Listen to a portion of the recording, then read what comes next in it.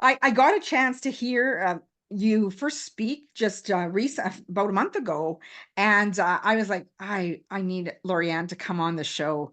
And as I started diving into your book, and I already told her, when Deb's got people's books, we got sticky notes, we got highlights going on. So know that we're going to be diving into the book, and I have, some questions that came to mind, but one of the biggest things for me, Lori, as I started to learn about your journey, and I want you to share a little bit about that. But one common thing I think when people get into adventures, there's this inner critic, which you refer to as your monster, that comes up.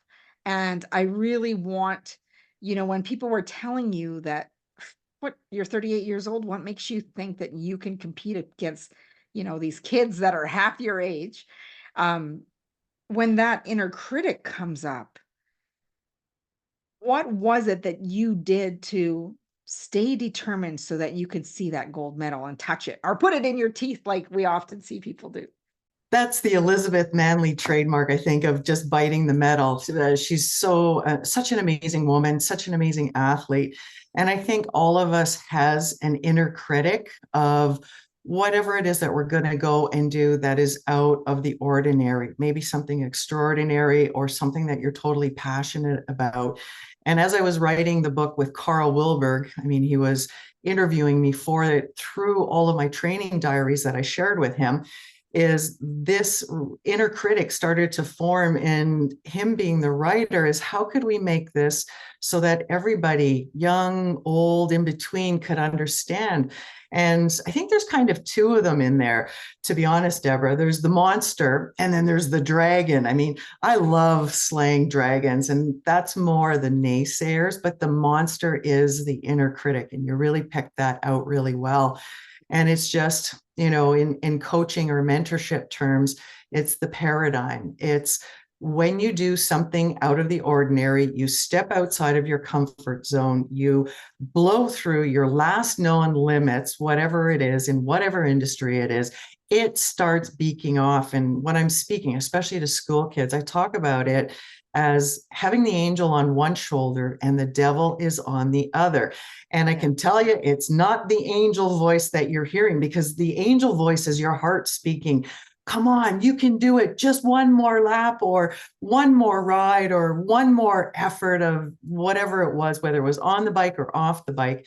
And then the devil sitting on the other shoulder is going, who do you think you are?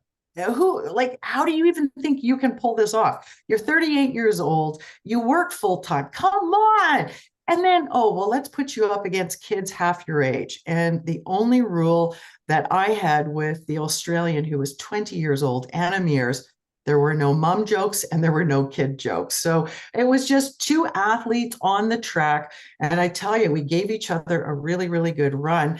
But she pushed me, I pushed her, and it was just a matter of when you get in the arena, sports arena, business arena, school arena, whatever it is, you're going to find people that are going to push your buttons, and those that are going to inspire you. And then there's going to be those that want to drag you down. And you just have to set your mind of what is it that you truly, truly want to do, and never, ever give up, never give in, and always keep going after it. See, and I love that when you talked about the monster and slaying the dragon. So it just feels like you're on this adventure. And as I was, because I know that you've shared with individuals when you present, and, to read, even in your newsletter, to read 10 pages and go back and read those 10 pages or even 2 pages. And I started writing the voice of the inner critic. I wrote inner critic beside the voice because I recognized that inner critic. You will never win. You will never belong. And she is always the last to believe in me. And when I read that, I was like, oh, yes, I know exactly who she's talking. I have my own that talks to me. Yes. And what really hit me, and you said here, I will take my foot off the gas pedal. But at the age of 38, I wouldn't want to develop a bad habit. Besides, it's the only way to get home. Yes. And it was so revealing to me that as a kid, you just had such freedom just riding your bike and taking on the world. And why would we think anything different, right? No matter what age you are, that spirit and hunger for something that you knew was more. So I'd love for you to share with us what ignited, like, how did you listen to that calling within to say, let's go for that Olympic medal? Oh, wow. That's a big loaded question there. Oh, my goodness. Well, number one, I didn't want to develop any bad habits. And I can tell you, I did have a few bad habits that really led to me starting cycling. I was 180 pounds, which was not fit. I was more fat than I was fit. And for me, that wasn't a good feeling. Harvey's hamburgers, French fries, and a Diet Coke was the lunch routine Monday to Friday when I was working. And I tell you, Deborah, I just wasn't feeling well. And I thought, I have to do something about this. I was inside more than I was outside. And I've just always loved riding my bicycle. And I think it comes from my grandpa. He put together bicycles. He put all kinds of them together and make them work, but he couldn't test ride the little ones. So that's where my younger sister Jennifer and I came in, because we go over there a lot with grandma and granddad, and we test drive them. And it was very rare that grandpa would have to tune it up or do something like that. But that is truly where it started. And then he would take my sister and I in Toronto, like through this busy West End area, buses and cars, and we'd follow him like a duck, right? Mama duck in front, except it was Grandpa duck, and my little sister and I. And it's just started there. And then I love the thrill of just how fast could I go on the bike, and racing against the kids up and down the street. That's where it really started. And I really love a good challenge.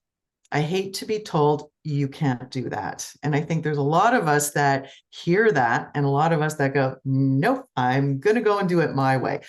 Probably I could have done it a lot easier in a shorter time frame, but we all have to figure out these lessons. And it's just, there were a number of times the inner critic kept coming out. You don't have any money. Then I moved to Quebec and I can't speak the language. I got a job. I started writing, but where I lived in Saint Jean, it was flatter than a pancake. It was as flat as a parking lot. So if you want to go and climb hills, it is not the greatest area. You have wind and you can never see the end of the wind. You turn around and you figure, okay, I'm going to have a nice tailwind. The wind turns around. So it's just this continuous grind, and it's just not the same as climbing a hill or descending down the hill. But there's always that voice. And I always had the feeling, and I still have this feeling, even to this day, 20 years later, that there's still something for me to do. And there's still that inner self challenge when I'm working out. How far can I push myself? I don't have to squat or leg press ginormous amounts of weight anymore. That's just not part of my training anymore. But I still like to go and, chuck the machine, move things around a lot. And Yeah. it's more that innerness that comes out, but it's just, I think this is just how I'm wired, Deborah. I think that's just what it comes down to. I've got an innate amount of energy. And Energy I, and hunger. absolutely. And I like to channel it. I hate to sit on the sidelines. I want to get involved, and I want to participate, and I want to learn. I want to play another sport. I think of the times when someone says, well, you want to sit down and watch a basketball game on TV? I'm like, no, I want to go to the game, or I Totally. want to go play at the rec center because I want to be more engaged than watching this box in front of me, right? Yep. So, yeah. Totally. Totally. Just going to read a little segment that I have highlighted here that I read over a couple times now. And it's guts, determination, obsession. Doesn't matter what you call it. If you have it, the result is the same. You're confident and a stranger to doubt, except for the first time in years. Doubt is no stranger to me. Mhm. Yep. And I think that was just really affirming that all of us have doubts. Because, when we see you on the podium with this medal, I'm like, she couldn't have had any doubts. Of course she is now, right? And knowing that we all have it and just normalizing that piece. It is. And that's a really huge, important part is we all have the doubt, whether you're young or you're 80, 90 years old, like there always is that doubt. And what we need to do is the doubt will start to creep into fear, and the fear is what paralyzes us. And there's a certain feeling with it. There's also a certain feeling with when you feel confident or you believe that you can do something. I truly believe, like, I still can dance on my bicycle, right? I can boogie on it, like, bring on the men, bring on the boys, let's go. And whether it's a red mailbox or welcome to Edmonton city sign, like, bring it on. I can't do 10 in a row anymore, but it's just, there is that part here.